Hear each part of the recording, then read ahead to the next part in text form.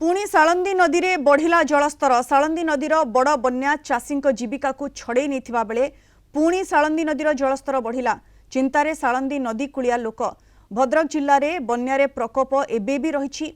सालंदी नदी तटवर्ती अंचल चाषी दुख दुर्दशा बढ़िबारे लगी।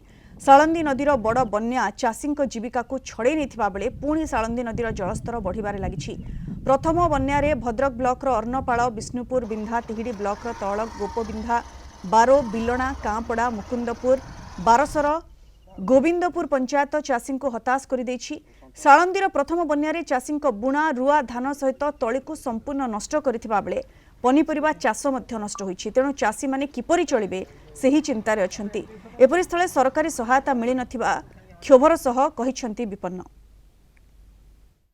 तल गोविंद पंचायत किसी ना जहाँ चाष करूँ फसल बोईतालु आलू पियाज जन्नी कलरा सबू तो नष्ट होगा। धान तो गला आउ घर तो आम बाहरी पार्नु। गोटे दिन पानी छाड़ी पुणी ए बुड़ीगले छुआ स्कूल जापार 2 जण छुआ नईर पड़ी भासीगले।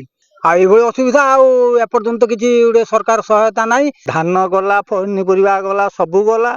आम कि डहल विकल जेकोसी जिनस किणला बेलू 100 टंका 80 टंका ना कि खाऊँ।